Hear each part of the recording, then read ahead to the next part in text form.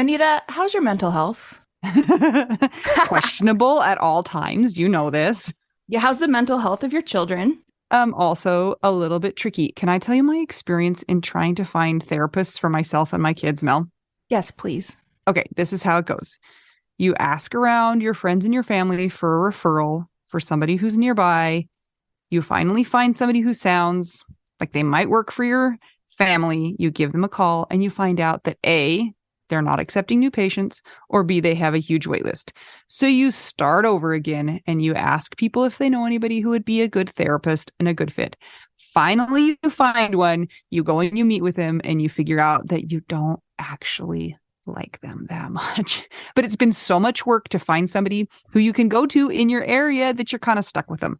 Well, do you have any ideas for how to get around this? I do, because guess what? I've actually had some therapists that I have found on my own, which involves what you're saying. Sometimes I remember one time I was like 3 hours in the bathtub on my phone looking through websites. I was such a prune at the end. But I have also had the experience with working with BetterHelp. And it was like, I don't want to say too good to be true, but because it is true, but it's like amazing because I was matched with my therapist within 24 hours. And you didn't have to go through all of that other ridiculous process of trying to find somebody. And here's the cool thing too, is if that person didn't work out for you, you can just switch and say, and it's not like you're committing to another years long search for somebody who you're going to jive with. It's true. And I lucked out, or maybe just BetterHelp is really good at matching people together because I never had to change my therapist. I loved her. Perfect fit for me. And I know that some of our friends have used BetterHelp and they've had to change therapists, and boom, same day, you can change. Easy peasy. You can ghost your therapist. Get a new one. I love this idea. BetterHelp is one of our sponsors. If you use our promo code trybetterhelp.com/WWDN, you get 10% off your first month. And we totally recommend it. Yes. Get some therapy. That's trybetterhelp.com/WWDN. Oh, Mel. Hi. Oh my gosh, Anita. Every time I say things are kind of okay, they just become the worst the next day. So let's start with you. I was just going to say, Mel had an explosive week, but it's not really her information to talk about. So one of them I can. Oh, well, tell us about that one. I don't know. Do I know about that one? Well, I'm just going to put it this way. One day I'm going to have a Lifetime series. It's only going to be based on my life. Mm-hmm. And it's going to be like 12 episodes because it's just so much. It's going to be like The Crown. Oh, like that's Mel like 7 Shore's seasons. Here's all I'm going to say. And I'm just like, you've got to be kidding me. You guys know that I've had a horrible year. And you've known that there was a betrayal involved. Well, it was funny because one of my friends, who's a mutual friend with this person, like sort of, not even friend, I would say acquaintance. We were laughing about some of my other life situations, like back in the day regarding dating. This person has basically like checked every single box for sociopath. Even the therapist who met with the person told me sociopath, definitely. And then to my friend, I go, but you know what? At least he wasn't having a secret marriage like so-and-so, this one other person that like was, I thought, the worst person ever. And my friend goes, wait, yes, he was. He was totally married. And my sister went to school with his wife. And I'm like, no, he wasn't. Like I asked him, I don't know why I thought at this point, I don't know why I even thought he might tell the truth. I was like, oh no, he's never mentioned it. And like, I asked him and no, he's never been married. We do a background check and dun, dun, dun, he had a secret marriage that he never disclosed. So. Was he still married when he was dating you, or had they gotten divorced? No, they were divorced.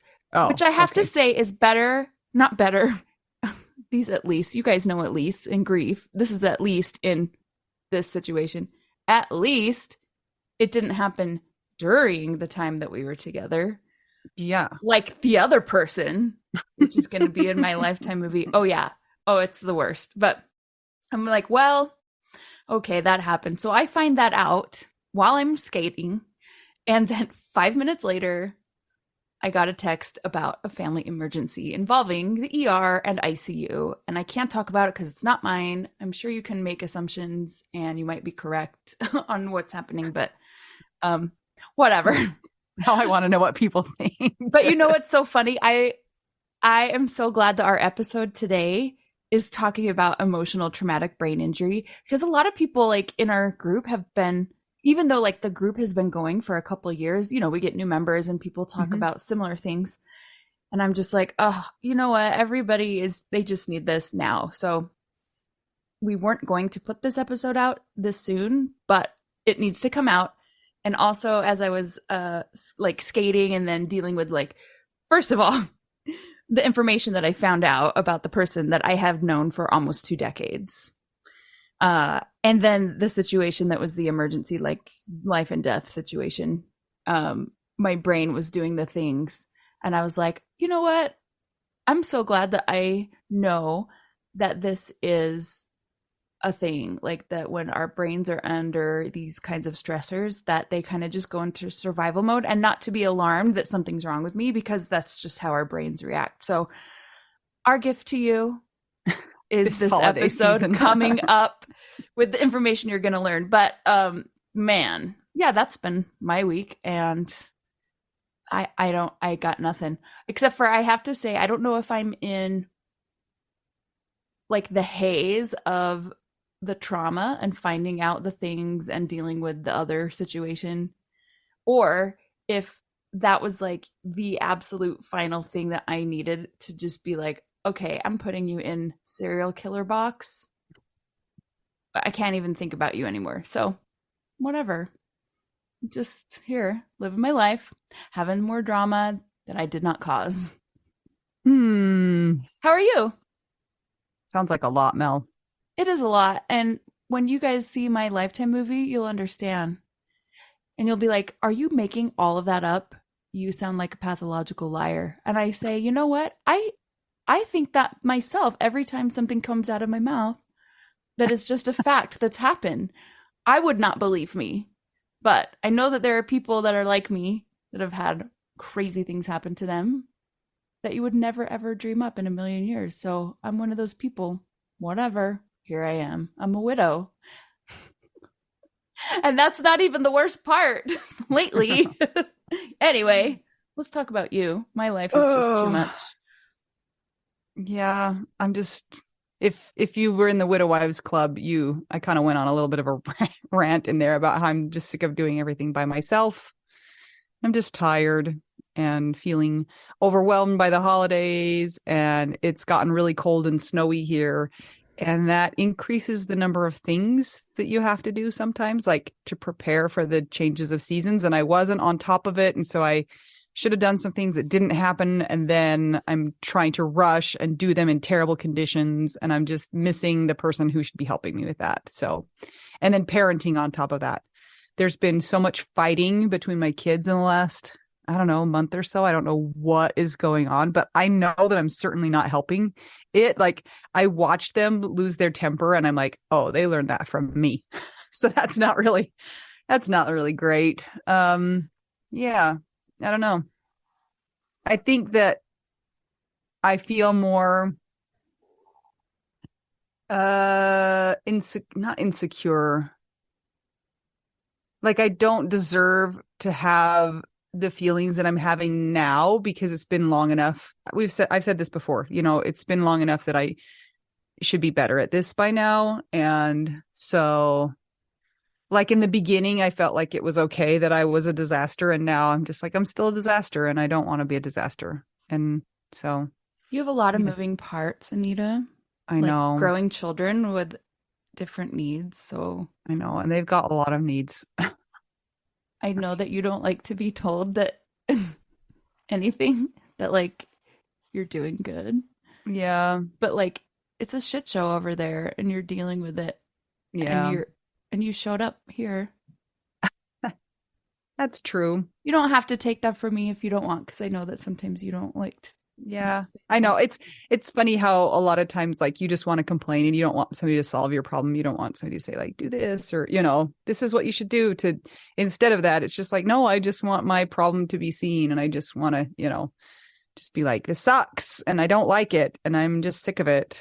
And I want my real life to come back. Did I validate you? Yes, I feel validated. Okay, I don't feel like you were dismissive of good. Of my problems. Your complexities are so foreign to me and stressful that I just like wish I could take them away from you, but also I don't know anything about like living that life from the outside. Yeah. It's definitely different. And it's like stupid stuff, but it all joins together to be just like, come on, and I'm mad at myself because if I had thought about it beforehand, like I could have prepared, but I didn't. So, and it was mostly about trying to take my trampoline apart so that it doesn't get ruined by the snow. And like the little strings were all frozen, so I couldn't get it apart. And it's like freezing cold outside. And I'm mad at myself. I should have done it before it snowed, but now it's just in a big pile on my back lawn. So I know somebody that's into secret marriages. So if you want a person, I don't want that person, first of all. But I was actually thinking about that. Okay, do you guys ever, I feel like I do this all the time. Like when I'm really having a hard time, I go into my head and I leave, right? I go and I ride my bike or I fantasize about being on a trip somewhere, or do you know what I'm saying? Just taking myself out of whatever situation it is. I do this all the time.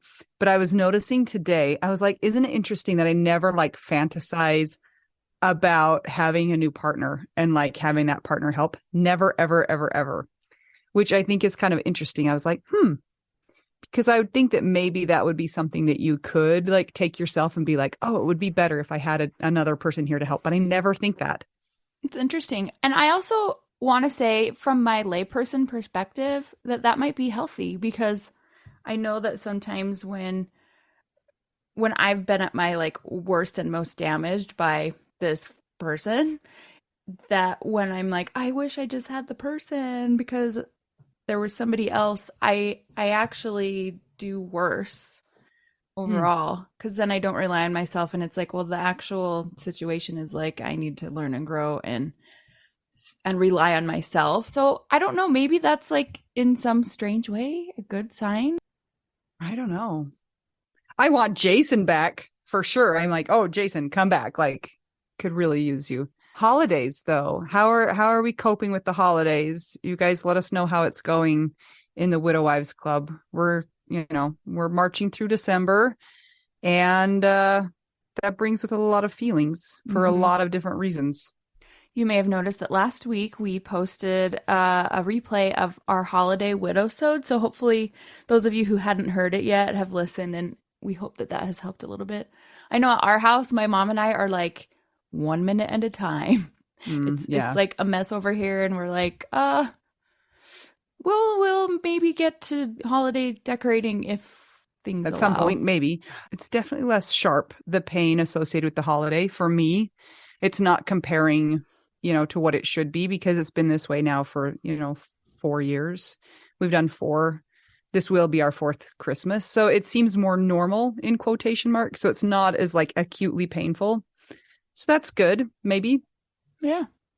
This will be my mom's first Christmas without my dad. Yeah. So we'll see how that goes. You guys, apparently it's the second Saturday of the month coming up, which means Zoom hangs. We don't know who's going to run one of them, but we're probably having 2, right? Anita? Yeah, that's the plan. We'll have all the information in the Widow Wives Club in the events page, so come check that out. I'm sure we'll get it figured out by then, so it's fine. No worries. Yeah, so the times are 12 p.m. Mountain Time and 6 p.m. Mountain Time. Speaking of the Widow Wives Club, where you'll find this information as well as the app, that's our private Facebook group. If you want to come join us there, hop on and make sure you answer all the questions. It's a really great group.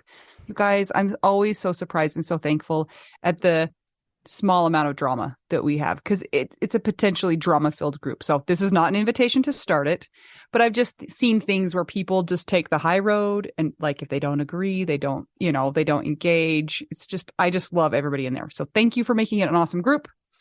If you want to keep the podcast going, check out our Patreon, patreon.com/WWDN. If you don't know what Patreon is, come on, guys. You should know You gotta by now. know. Yeah. It's not a new thing. Just go there and figure it out. And if you don't want to figure it out, then don't. But if you do decide you want to, it's patreon.com/WWDN. It's a way that we can keep the podcast going. And we have 4 tiers of differing values. So go check it out. At the Widow Bestie level and above, you get a shout out in every episode. So we're going to do that now. Is that true? Yeah. Is the Widow Bestie? Okay. Good job. For our first patron, who's a secret dead husband, we say, it's beginning to look a lot like widows. Wow, wow, wow, wow. Everywhere you go. Crying, crying, crying. Constance Stahlbeck. David. Don Satterwhite. Emily Wesenberg. Evelyn Flores. Gail Bell. Heather Mullins. Ivan Misner. Kat. Krista Waite. Maya Glasser. Neil Hooper. Becky Zebra. Sam Finlayson. Amber Alanis-Vela. Amy Hartman Martell. Amy Neal. Ashley Hahn. Barbara Schneeberger. Brandy Younger. Brittany Pedro. Chris Steffen. Cindy Wilkerson. Danielle Catterberg. Not a Debbie Downer. Dennis Brazo. Jean Marie Massey. Jen O'Brien. Jenny Taylor. Jennifer Beal. Jennifer Brown. I feel like this is the Jenny section. Jenny Wang. Okay, but there's really technically only one Jenny, and the rest are Jens and Jennifers. Jennifers. Oh no, there's 2 Jennys. Guys, Jenny from the block. That's it's all the you. Jenny block. Yes. Jesse Johnson. Carol Schultz. Laura Aguirre Penner. Lauren Old. Lisa Hardman Powell. Lou Clausen. Auntie Marie Hoffman. We love you, Auntie Marie. Mary Catherine Anderson. Meg Murdo. Patricia Wiest. Rachel Barbosa. Sarah Morris. Simone Fu. Sunshine Haven. Sylvia Slingshot Shore. Amy Burke. Ann Drennan. Anna Tracy. Audrey Henniger. Christina Scambato. Christine Anderson. Sydney Raynaud. Connie Remich. Don Barber. Debbie Fells. Deborah Westwood. Diana Becker. Doris Reichel. Eileen Stevens Dem. Emily Toledo. Eric Vandermeulen. Aaron Posick. Gabe Lozano. Gia Benoit. Gina Haas. Ian Sini. Ileana Bell. Jackie. Val Jane. A secret patron. And another block of Jens. Jennifer Davis. Jenny Armstrong. Annie Barrow. Jenny Dippold. Hello. Welcome. Jocelyn Milo. Johnny Walker. Judy Malkin. Haha. Yes. Julie Stevenson. Karen Ochoa. Karina Jacobo. Kathy Murray. Katie Getz. Katie Radcliffe. Kara Scara. Kevin Ferry. Chris Morgan. Laura Keeley. Lindsay Ah. Kanopka. Marjorie Lewis. Marianne Hammond. Marianne McDonald. Mary McGowan. Melissa Bowers. Melissa Hancock. Naomi Brown. Rebecca Olamaker. Robin Flam. Stacy Saywert. Tammy Teravist. Tara Wallace. Trenton Thompson. Val Packer. With the heated vest, I might add. And finally, we have Santa Punching Wendy. Yes, yes, yes. She knows what that means. Very good. Thank you to all our supporters on Patreon. We really couldn't do with that. Thank you to all our supporters on Patreon. We really couldn't do this without you. We love you so much. Thank you, thank you, thank you. If you would like to buy us tacos instead, go to buymeacoffee.com/widowwedonoww. And if you can't do any of those things, will you please just give us a nice 5-star rating and review? Let everybody know why you like our podcast so that when people are looking for one, they can decide if it's worth a try on Apple Podcasts and Spotify. Thank you. Okay, Mel, I'm so excited about this episode. It's so good. Oh my gosh, you guys, you're going to love it. It's so helpful and you will feel less crazy by the end, hopefully. I could have talked to her all day, but she's an important person and she had to leave. So I was like, so many more questions. So enjoy. All right. I'm Anita. I'm Mel. We are 2 young widows. We are just getting through the holidays and trying to help you figure out widow We do now.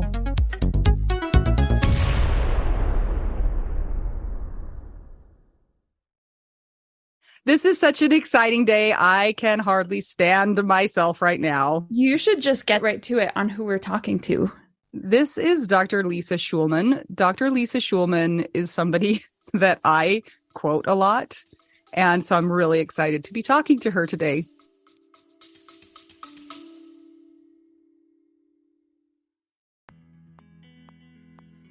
Sometimes we assume that unless we had a huge life insurance payout, we don't really need to know anything about investments or even finances. But guess what? A little knowledge of finances is critical for all of us. Maybe your partner was in charge of that stuff, and now you find yourself making all the decisions. Maybe you're mad about that. Maybe I am. Nicole from the He's Gone But the Money's Not podcast is here to help. She tackles financial literacy by telling the stories of women and widows and finance experts and shares the lessons they've learned as certified financial planners. Whether you know a lot and feel confident in your financial decisions or feel unsure about all of that stuff, there is more to learn. Listen and subscribe to the He's Gone But the Money's Not podcast on all podcast platforms. This ad was paid for by Rockhouse Financial, an SEC-registered investment advisor.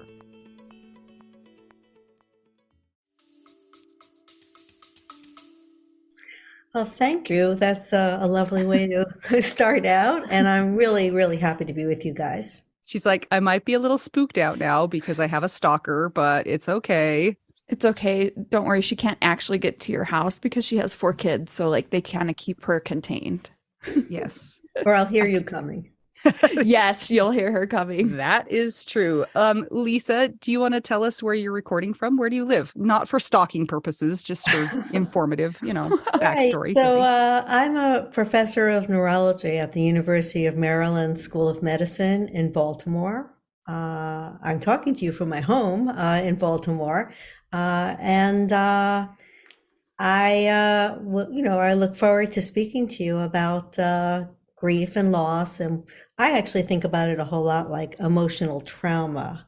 So we'll get into that. Well, we really need your expertise because we are disasters. So thanks for sharing your knowledge with us. So will you tell everybody what your job title is and what you do?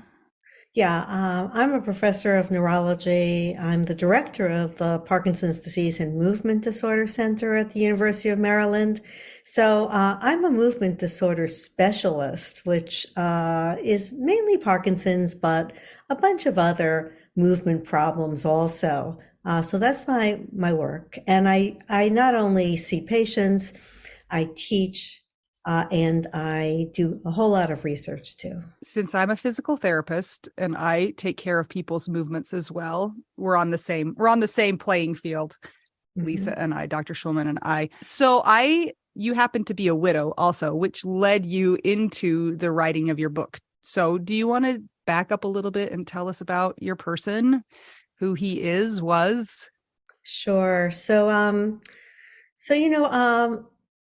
My husband, Bill, died of cancer, a kind of cancer that's known as multiple myeloma. I think all losses are difficult. But what was unique in our situation was that we not only were married and had a joyous marriage, but we also worked together. So it was a complete life partnership on all those levels.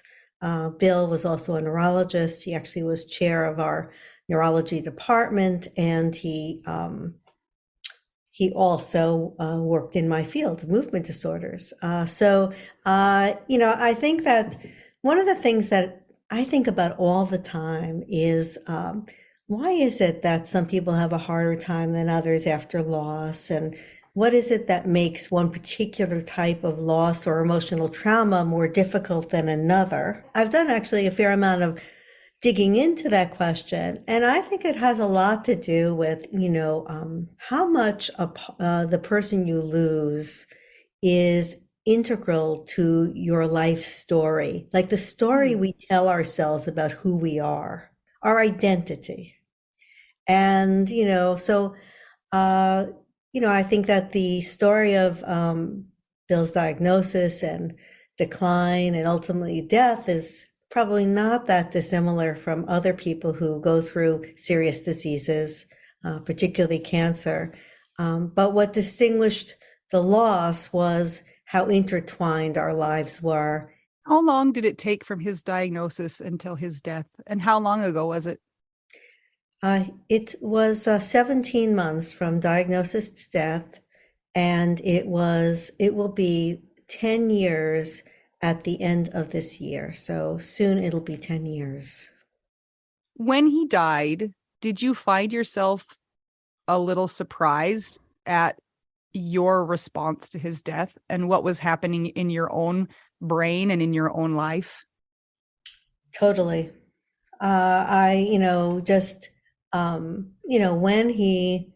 Before his death, like most people, I was focused on his care and what was happening with him from day to day.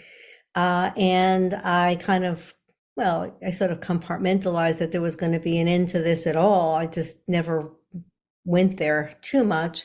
But if I did, I would just sort of think superficially, well, I'll do better than most people probably because as a physician taking care of people with serious illnesses, I counsel people when they're dealing with disability, loss, new diagnoses, and even end of life.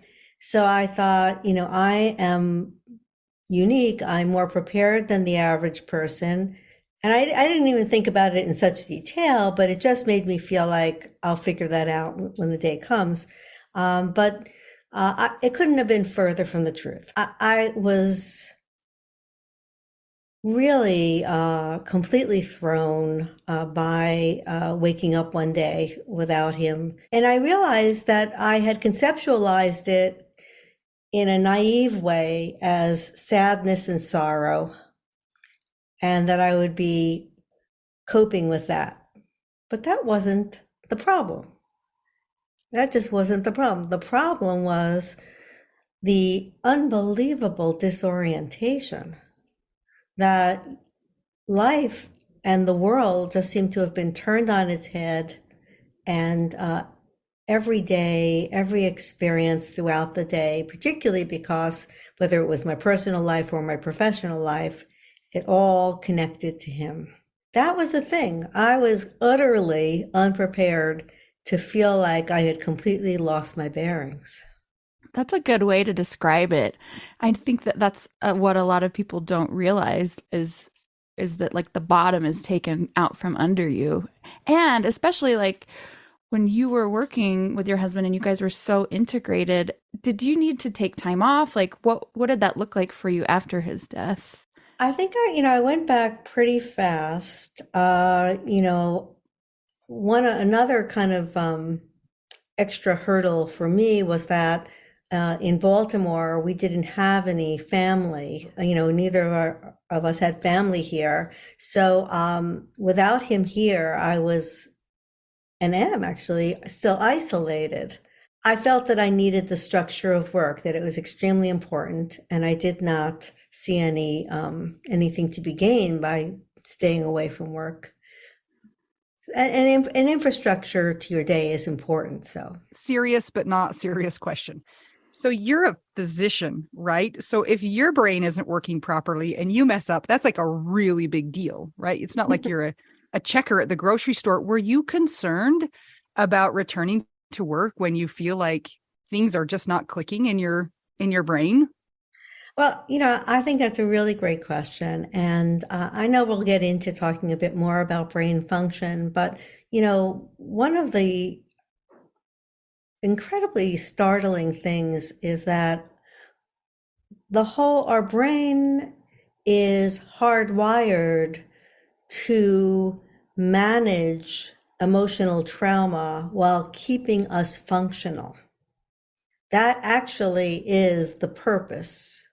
Like one of the most important things I can say to your listeners and you guys during this talk is that that from the brain standpoint, this emotional trauma of loss of a loved one is perceived as a threat to our survival.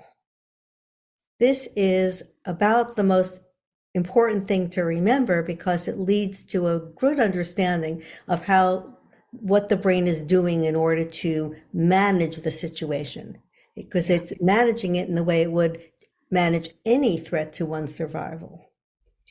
And one of the key reasons why we're evolutionarily hardwired to manage this in a certain way is because we have to remain highly functional to take care of us, even in the midst of a catastrophe. Mm-hmm. Otherwise, we wouldn't survive it. So, I'm sure that both of you have your own stories when you think back to thinking, how in the world did I manage to keep things together during that period of time? And Loosely together. Okay, but you do. And so, I was extremely high functioning at work. My work did not break down. I was not doing well, but my work did not break down. I was writing grants and writing papers and teaching. I did everything I always do. Wow. Interesting. My brain broke and I didn't do anything for like 6 months, but I'm a musician, so it's a little different. Very creative, yes.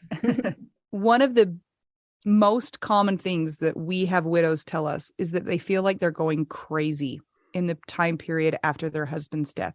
Did you feel that also? Like you didn't recognize your own self, the things that you were doing, the things you were and weren't able to keep track of, those types of things? Did you feel like you were going nuts at some point in time? I mean, that completely resonates. One of the very satisfying things about doing a lot of research into how loss affects the brain and then talking to kindred spirits who've gone through this, unfortunately, is that so many people say it's so reassuring and comforting to hear that I'm not going crazy, but that instead, this is the way we all respond to a serious loss. So the next question is why? One of the key things to understand is that when like I said before, that the brain responds to this like a threat to one's survival. So, we can think about the brain as basically in a very gross way as the primitive brain and the advanced brain. And the primitive brain, which of course is deeper, includes the limbic system. And within the limbic system is the amygdala. And this is a very emotional part of the brain. And the amygdala has been called by other people as the fear center. So as you'd expect, if there's a threat to one's survival, the fear center is on high alert. In the same way, if you were walking, taking a hike and you suddenly saw a bear, the fear center is alerted. And that happens in the very same way when we experience a serious loss, because the brain doesn't have special areas for the loss of a loved one and being fired from your job and getting COVID at the beginning of the pandemic, or God forbid, having a physical assault, being assaulted by someone, domestic violence. There aren't separate parts of the brain to handle those different experiences. The same exact pathways are involved in responding to all those things. It's just a matter of degree, which depends on many factors, of course. We have this fear center in the primitive part of the brain, deep inside, and then you have the advanced brain. The advanced brain is the part that we always think of because there's all those wrinkled pink convolutions called the cerebral cortex. Well, that advanced brain is the seat of reason. It's where all of our knowledge and judgment resides. Well, think in terms of there being an important balance between the primitive brain and the advanced brain. The primitive brain is vigilant for threats. The advanced brain can swoop in and go, no, that shadow you see is just a tree. It's not a, intruder or somebody who's going to get you or something. And then you calm down again. The problem is that when you experience a serious loss like this, the fear center goes on overdrive and stays that way, especially because, and I bet you can appreciate this, the world and life is filled with triggers of reminders. And in the beginning, it just seems like an assault, whether it's a photo, whether it's a well-meaning person who's coming over to express condolences, whether you enter a restaurant you've been with your loved one. The world is just one trigger after another. And the fear center just keeps on setting off alarms. Have you ever been anywhere where you honestly felt like you had a feeling of panic? It was so overwhelming after the loss that some trigger, kind of like suddenly made you feel like, and oftentimes that's because it's the mind, the brain has recognized this as a threat. Oftentimes, even when your memory banks haven't registered why that should even be. Yes, that resonates so much, because sometimes you'll just be somewhere and you'll start having those like panicky, sweaty, feeling awful, and you don't really understand why. And you have to kind of think through it. And then you say, oh, it's because of, and sometimes I swear it's like hidden deep, deep within you. You go, oh, this is the day that such and such happened 22 years ago or whatever. And it's not in your conscious memory, but it's stored in there somewhere or in your body somehow. And it's kind of frustrating because you're like, ugh. Okay, so at a moment like that, you might feel like you're going crazy because, like you might be in a place and suddenly feel like, get me out of here. And you don't even know why. Mm-hmm. And let me tell you why. It's because, and it's a great illustration of the fact that the fear center becomes hypersensitized while the advanced brain is weakened. The pathways between the two literally become weakened. The wiring between the two literally becomes weakened. The fear center literally can be shown to be increased in volume. It starts to get strengthened. So this is the problem that you face, that you're relying more and more on your primitive brain and less on the seat of reason that we have usually used. Does that make sense? I have a question because I've had a lot of trauma in a row. I guess it would be my primitive brain, or my amygdala, is always like, danger, danger, danger, danger, danger. And my logical brain is trying to say, okay, but like we move forward and we do this. And it feels sometimes just like it's too much. What you're saying makes sense. Like I guess what's louder is my fear center. How do we deal with that when we can recognize that we've had a lot of trauma, but our logical reasoning brain isn't like clicking? What do we do? Okay, so I mean, it is very true that when you have multiple traumatic events in sequence, that there is an accumulation, and sometimes even the later trauma rekindles the earlier traumatic episode, parts that were never well resolved to begin with. So it all, unfortunately, is like an avalanche after a while. So how do we move out of this? Well, so, most people have heard of the term neuroplasticity these days, and neuroplasticity simply means that our brains rewire in response to our environment. And it's really such an important concept because you have to you have to think of it not as something amazing that happens occasionally. Instead, it's something that's happening all the time. Our brains are remodeling themselves. The pathways and the circuits are remodeling based on our experiences, what we're doing all the time. The key is to come to the realization that we can use that as a therapeutic tool. So before we were talking about how the triggers take us down a slippery slope that is pathologic, basically, where we are getting triggered, and the fear center is being strengthened, the advanced brain is being weakened, and we're going into a bad place where we have a dysfunctional brain, basically. Okay, so now, before I tell you the answer, I'll give you a quiz. So what ways might you imagine that you could use neuroplasticity to your benefit? How can you nurture good neuroplasticity that would begin to reconnect the advanced brain with the primitive brain, quiet down the fear center, improve and enhance the cerebral cortex? What do you think?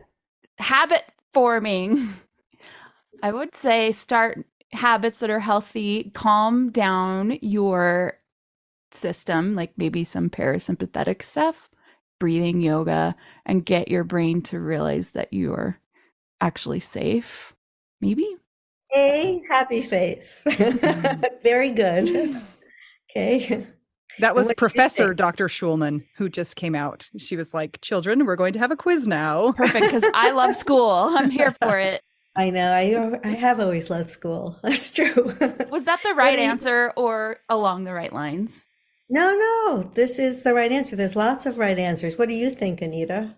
Well, I just think it's so fascinating. I'm not even answering the question right now, but to think about the brain as being something that can be changed, and not in like an ethereal way, but in a really physical, like you said, a literal way. We can change what's happening in our brain. And I think a lot of times we think of it as just like thoughts that are just happening, right? In kind of this blob of goo, but it's so much more than that. And I think that when, like you were saying, when we realize that and we can use it to our advantage, and we can take those experiences and try to pair them, try to do mindfulness and those meditation type things, physical activity, trying to get those emotions out of that in that fear center and back into the higher brain. It's just like a muscle, right? You strengthen the muscle by using that muscle, and you strengthen the advanced part of your brain by using it in those situations. I would answer. Absolutely. I mean, you're both absolutely, right on target. So, I mean, the goal is kind of like twofold. One is that the fear center is on high alert and that you have to calm it down. And, Mel, I think you were kind of, and both of you were talking about that you want to do things that are mindfulness, meditation, yoga, music that calms you down, being out in nature, whatever for you does it. Might be for somebody dancing, painting, who knows. For me, I found writing, journaling very therapeutic. The other problem, so that's the thing, the calming part is the first problem. Now, the other problem is that you could kind of think about, and this is just for imagery sake, that like the advanced brain, the cerebral cortex is weakened and kind of injured. And instead of processing and integrating the difficult memories and emotions surrounding the difficult loss that you experienced, instead, lots of this has not been processed and has just been placed in your subconscious. It is not, we now understand the importance of sleep. And in sleep, our memories are consolidated, and so we can retrieve them later. And the most painful experiences are not consolidated easily. They instead are just sort of like sitting there and in turmoil in one's subconscious, causing flashbacks during the day, causing nightmares at night. So the second part, besides the comforting, relaxing part, is reconnecting with what is suppressed in your subconscious. Okay, how? Yeah, how? Do we fly to you and you hook us up to a machine and cure me? I don't have that machine. Dang it! Instead, we have to do work, and of course, some people call that grief work, and I think that's not a bad term. You know, the I think we have to capitalize on these moments where we are in the zone, feeling safe, and then utilize that moment to try to reconnect and surface some of the memories from that period of time. That's why journaling was particularly helpful for me, because you are alone, you are writing only for yourself, so nobody else is going to get freaked out by what you write, other than you. And and then you could not only get it down on paper, but then you could read it over later that day, later that month, later that year, in order to have another take at it. And when you read your own words, this is important, then it usually rekindles more of the memories that were suppressed. You realize, oh, well, that isn't exactly how it happened. Now I remember so and so also was there at that moment, and they said this, and you keep on annotating your own writing until it starts to be a fuller story. And what you're really accomplishing is, as you're putting it out on the page, you're getting it off your chest. Yes. When did you get the idea that you wanted to write a book about grief and the brain? Was it during those writings that you were doing after his death? No, it was really kind of late in the process. I just, thought I was going to just literally jump out of my skin. I didn't know what to do. And I was somehow having trouble. Now I know so many resources for people with grief and loss, but sadly, just at the moment where we need to be resourceful, our feet are cut out from underneath us, and we can't be resourceful because we're just in a bad way. And the attempts that I made, say going to a support group, going to a counselor, it wasn't doing it for me. And then ultimately, I just, at a moment where I felt sheer desperation, I sat down and started writing. And that went on for quite a while, I'd have to say, more than a year. No thought of a book. And at some point, a very wise person who had a lot of experience in grief and loss suggested to me that my own unique contribution to this field could be as a specialist in brain function. And I had this epiphany where I suddenly went, oh my God, that's true. I do want to know exactly what's happening here. I'm an expert. What? Who knew? I hadn't considered, why? Because, I've been studying all these years chronic conditions. Chronic medical conditions, mainly Parkinson's disease, but also other chronic medical conditions, and the way in which we adjust to chronic medical conditions and how we can have the best outcomes. And then I had this epiphany, duh, grief is a chronic medical condition. I actually wanted to ask you about that. Did you, before you started writing the book, through all of your training and in neurology, did you know much about the actual effects of grief on the brain, or did you have to go searching for that information after you had experienced it? No, I had to go searching for that information. And now I have the opportunity to give talks to other neurologists and other professional audiences, and talks about these topics, oftentimes delivered in a somewhat more technical way, are quite novel to these groups because this is not routinely taught. I have a friend that was diagnosed with Parkinson's in her 40s, and we're good friends. And she tells me about some of the things that she does for her therapy, and it's like boxing, or she told me that biking, like as long as they're stable, like is helpful, like wheels. Is there a similarity between Parkinson's patients and people who are maybe grieving with doing some of those therapies and being helpful for even though it's like Parkinson's and grief is not the same thing, like are they helpful similarly? Well, I mean, there's lots of ways to approach that question, but I'll approach it from the standpoint of neuroplasticity. And actually, very early in my career, which now goes back 30 years, I was very interested in exercise. And that was considered so softball as to be embarrassing. Nobody was interested in it. You couldn't get a dime for any research into it. And it was just considered like, oh, that's sweet. Now let's talk about the real stuff. So that's what it was like then. And of course, now things have turned around 180 degrees. And now we know that exercise is likely to be has the most evidence to delay the progression of Parkinson's disease. And how does it do that? Ta-da! Neuroplasticity.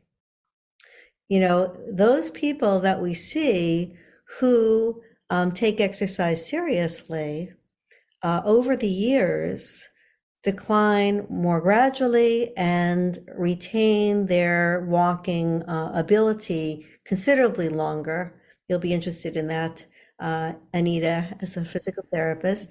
That they retain more strength, more flexibility, better walking mechanics, better gait mechanics, and perhaps even better balance. And that makes all the difference in the world in terms of their overall daily function. Something that Mel and I have had the opportunity to do is to go and speak to groups of non-grieving people at schools. And we call them muggles from Harry Potter, like the people who don't understand. And one of the things that I'm always so desperate to portray to those people is that the symptoms that people experience who are going through grief, it's not imagined and it's not made up and it's not in their head, even though it is in their head. And I wonder if you can speak to that idea. When Jason first died, my first job as a physical therapist was working at a rehab hospital. I worked with a lot of traumatic brain injured patients, and I felt like I had a traumatic brain injury. A lot of the same things that I saw in those patients, I felt in myself. Like stimulation, I could not deal with a lot of overstimulation. I just couldn't process that all at once. Sleepy, I was having a hard time with short-term memory, all of these different things. And that's when I felt like I was going crazy. But the idea that it's not an imagined set of symptoms that people who are experiencing grief are going through, it's not imagined. Well, I mean, it's incredible that you should describe it just that way. I have published a paper in a neurology journal, and guess what the title of that paper? What? Anita has a traumatic brain injury. No, Anita, that's right, Anita. But it's similar. The title of that paper is Emotional Traumatic Brain Injury. Mm-hmm. Gives me And the the chills. paper is all about that we need to expand our definition of traumatic brain injury, which has traditionally been solely a physical injury, to include emotional traumatic brain injury, which also changes the wiring of the brain, changes, as I said, the operations and functions of the brain. And in fact, the work in physical TBI, traumatic brain injury, is rather muddled because oftentimes people who have had physical brain injury also had an emotional trauma at the same time. That's true. Combat veterans, many others. You know more about that than I, working in that field, Anita. And therefore, when you're talking about people with post-concussive syndrome, and then you're saying, oh, they're having problems with their sleep, or they're feeling depressed, or they're feeling fatigued, or they're not, their thought process is not as sharp. Well, that overlaps with all the symptoms that we know of grief and loss and emotional trauma. So you can't actually, it's impossible to unravel these two things. So that's what I, say in this piece. And it wasn't easy to get it published. Well, That's Anita actually knew about that because she's been stalking you for so long and has a subscription to JSTOR. So no, I'm just kidding. but now I need to go find that article because that's amazing. I know. I want to find it right now. I, Wow. I do think it's so important to understand this because I feel like grievers are often met with this idea that if you can just look on the bright side, if you can just be positive, if you can just be grateful, then you're going to be fine. That it's like you wouldn't tell a person who has a concussion, you know what, just write a list of the things that you're grateful for and you're going to be fine. Right. But we don't treat it the same way. Yeah, what that makes me think of is that actually that would be a trap because what you're suggesting is that you shouldn't do that grief work, that you shouldn't have to go through these the hard times in order to process all these difficult memories and emotions, surface all of what we're talking about in the subconscious. And instead, we're just going to, put on our rose-colored glasses. We're going to distract ourselves.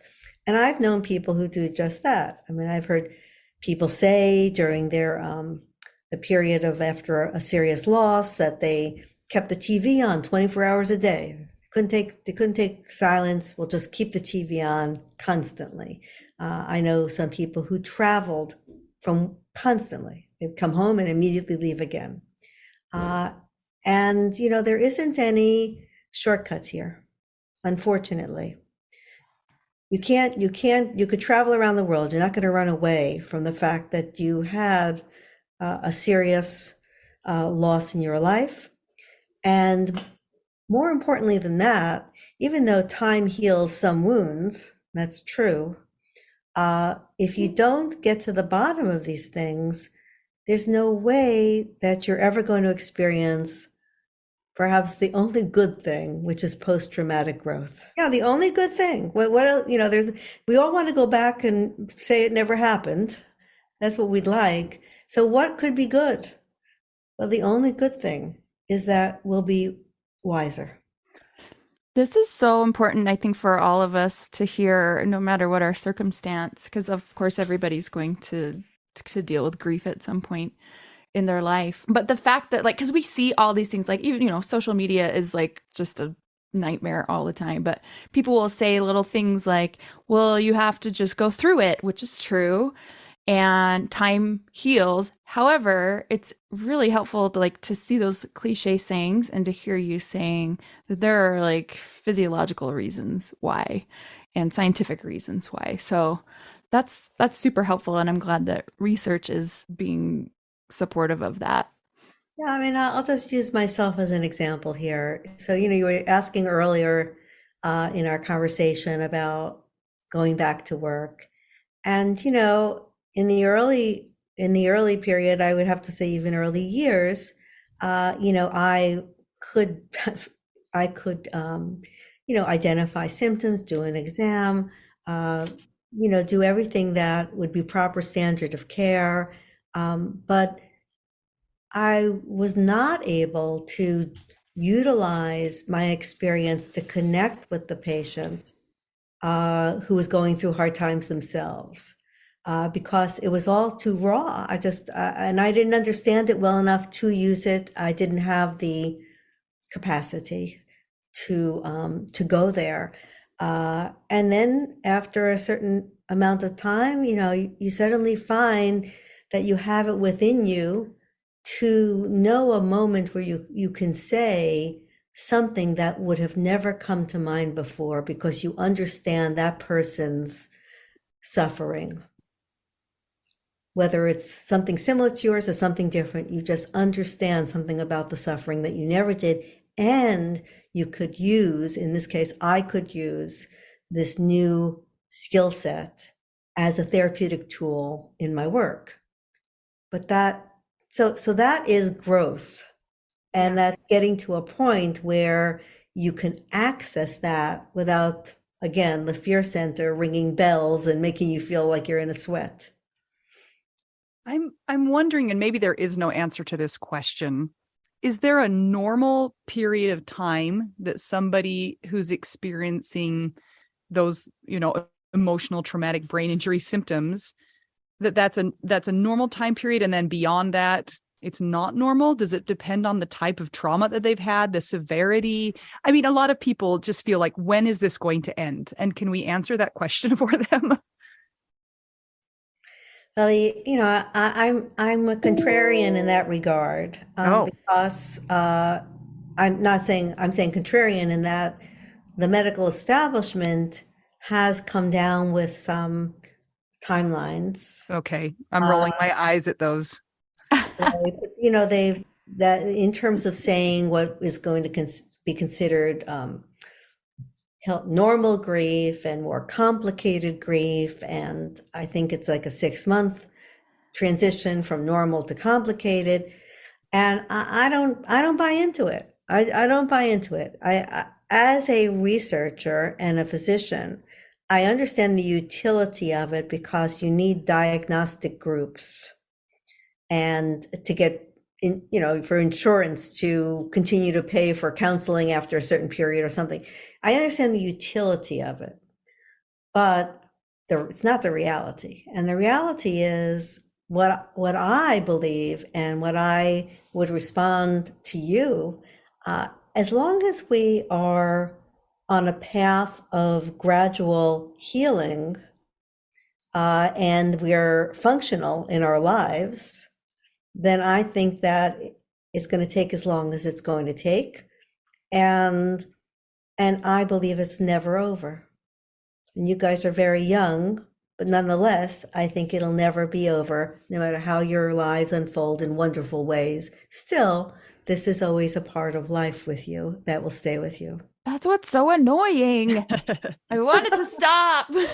Well, Oh, we term it widow brain, though, this really forgetful, all of those different types of things. Does that have a time frame? The not just the grieving process, but those really physiological parts of the grieving.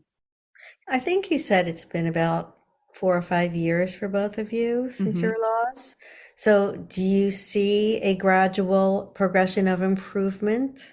In that arena? Yeah, but still, I'm still like way more forgetful than I used to be, and still can't deal with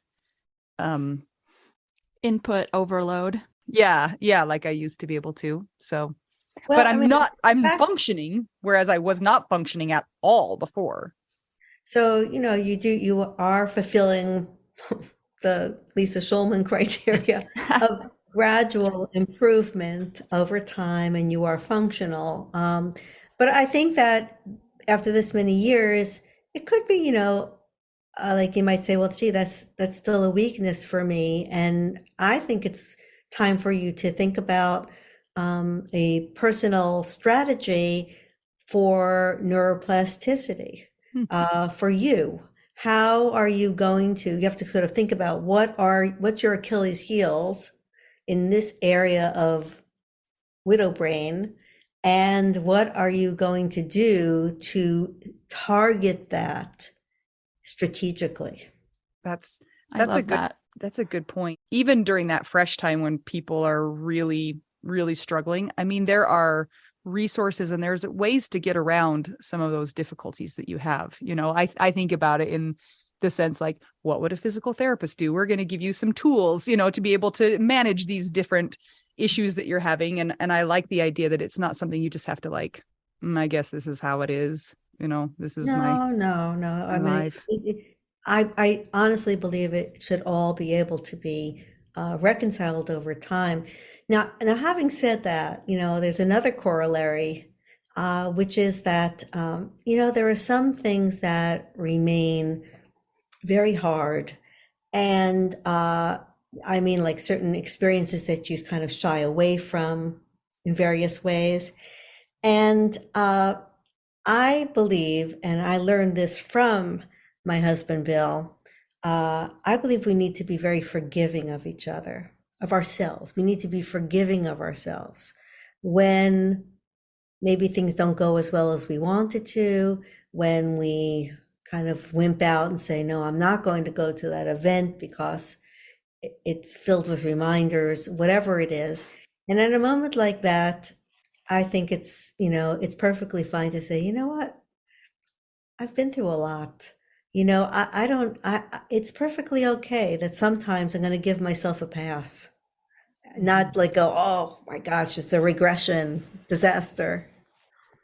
Um, Speaking of reminders, something that you wrote somewhere, and I'm not even sure if it was in your book or somewhere on the internet, but you talked about how wires that fire together, or I can't remember, It's, fire together, wire together was this talk. And it made me feel a lot better because it made me realize that my brain was actually rewiring itself because I was used to doing these activities with my person. And now I'm not doing it, but my brain remembers doing those activities with him. And so it's having to recalibrate and realize that that activity does not happen with him anymore. And so, of course, it's painful, of course. And there's a reason for it. It's not just because you're weak or a psycho or something like that. Or a baby. A Little baby. baby. Yeah.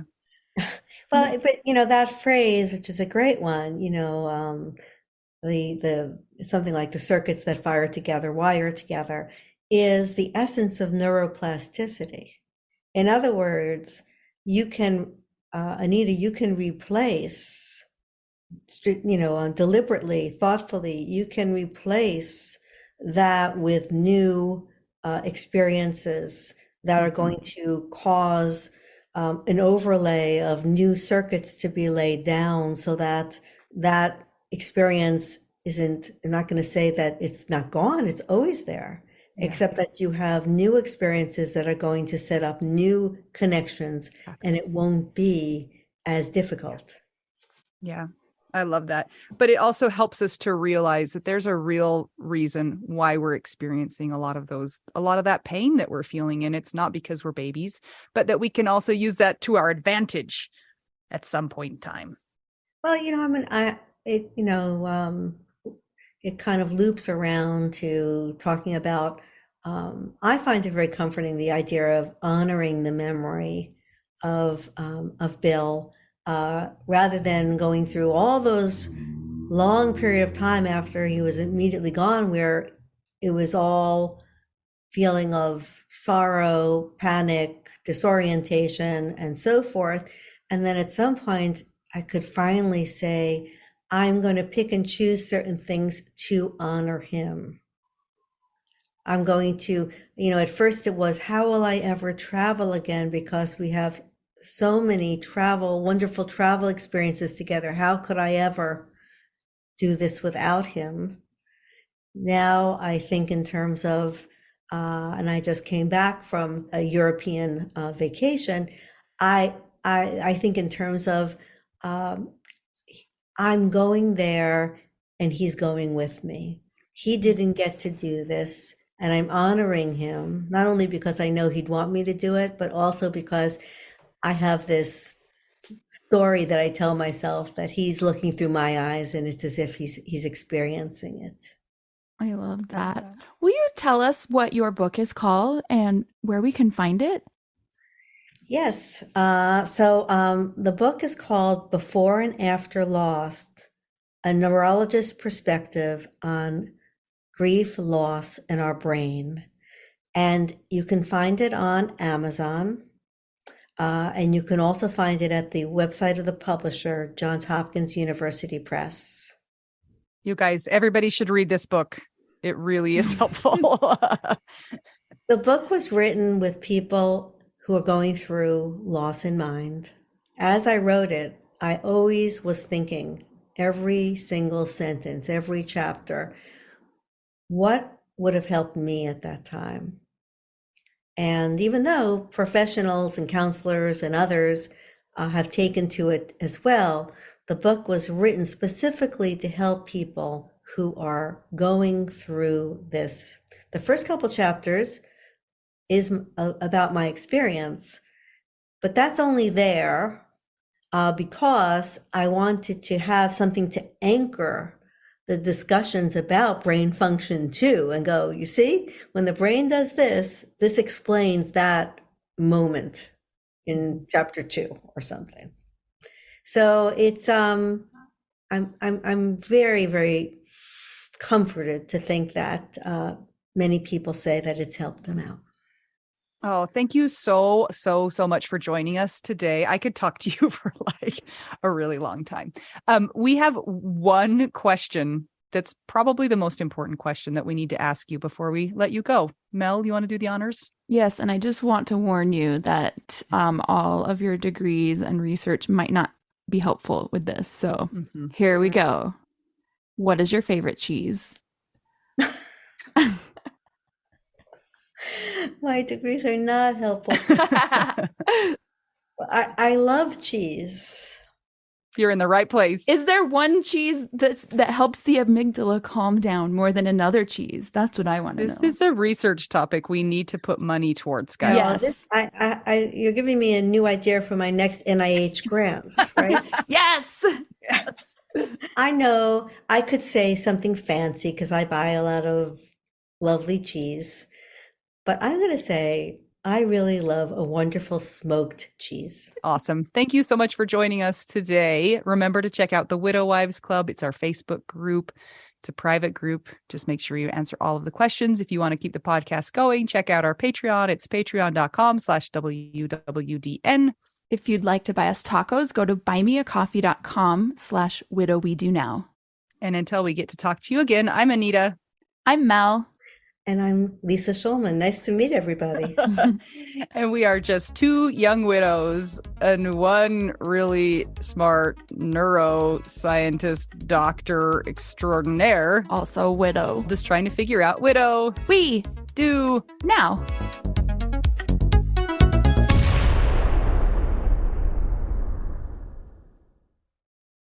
This is my favorite thing to discuss with you. Tell me, what is it? One of my favorite things. I do enjoy tacos and cheese and dogs. This is about how you cannot pay hundreds and hundreds of dollars for a phone plan, especially when you're a widow, your person is dead, you might have kids, you might need another option, and you just want your phone to work, you want unlimited texting and service, and you want it to be like $25 a month. It blows my mind that they have plans that start at $15 a month. That is so cheap. And the cool thing is it uses other 5G networks. And so you don't have to pay extra for that. And you still get great service. Yep. Anita and I have traveled all over and I have used my phone. So I highly recommend it. And my mom's even on it. When my dad died, we put his phone down to the cheapest plan, which is $15 a month. And I think my mom's on the $20 a month plan, and it's so worth it. It's so much cheaper than what we were all paying before. So I highly recommend it if you're on a budget or not. Who cares? Ryan Reynolds is in charge of the company, and they send you free stickers with Ryan Reynolds temporary tattoos. It's kind of the best. So if somebody wants to sign up, what can they do, Anita? Go to trymintmobile.com/WWDN. Seriously, you guys, such a great idea. Save yourself some money. And if you're worried about losing data or having any changes with your phone, not going to happen. They walk you through it. Everything's fine. It's the easiest process of all time. Again, that's TryMintMobile.com/WWDN.